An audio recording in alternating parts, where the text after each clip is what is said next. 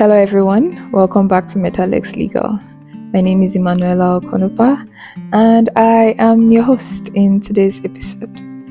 Keeping the energy and the theme of the week, which is corporate law, we will be making use of a real life situation involving one of our clients here at Metalex Legal, and for this purpose we have sought his permission to use his story anonymously.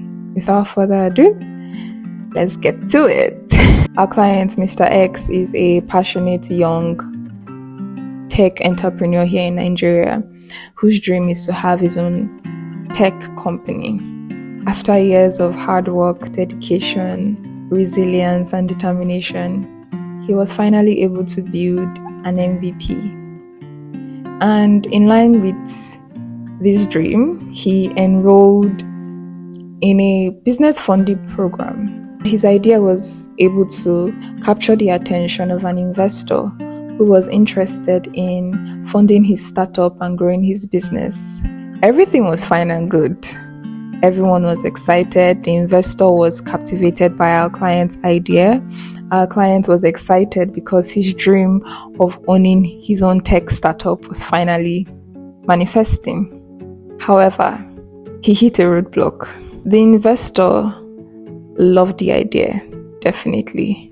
However, he did express skepticism. There were no clearly defined structure to the business, no administrative structure, no form of checks and balance, and no form of regulation, internal regulation. So he decided to withdraw funding for the business. Obviously, our client was disappointed. However, he did not allow the disappointment keep him down for too long. He wisely took a step back, reevaluated what was wrong, and decided to take the right step in rectifying the situation. So he reached out to our firm, Metalex Legal, structuring his company in a way that would attract the investor that he lost back to him, and most likely more investors. We were able to help our client structure his business, create roles and responsibilities, and also register the business with the appropriate agencies, which is very, very important. Your idea might be beautiful, but something as silly as not being registered or not having proper structure in your business could make you lose an investor. So you all should keep your ears down. That is all on the real life scenario. So this part is going to be restricted to questions that were asked by individuals who are seeking clarity with regards to what corporate governance is. First question: what are the first steps to implementing corporate governance in a small business? So, the first step is to have a clear organizational structure. Assign roles and responsibilities. Have your policies and your procedures clearly spelled out. Be as clear and be as precise and concise as possible.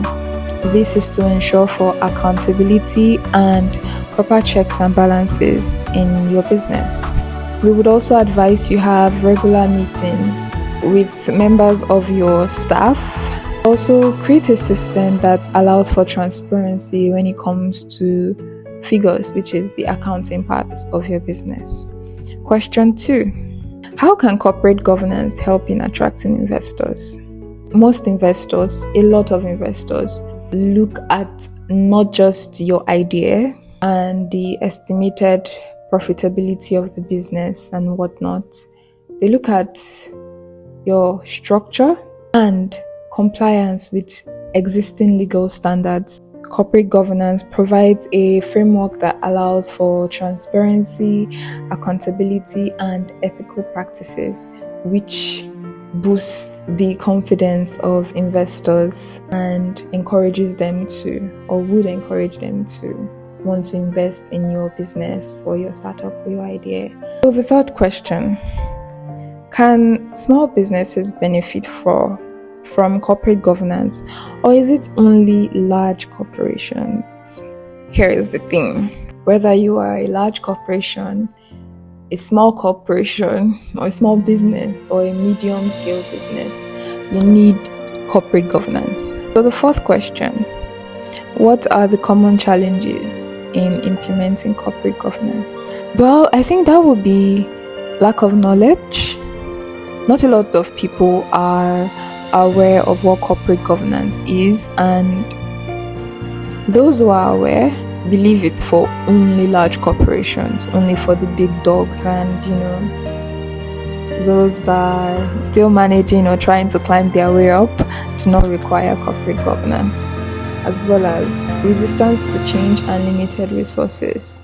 My closing remark is: remember that corporate governance is not just for large corporations or huge businesses.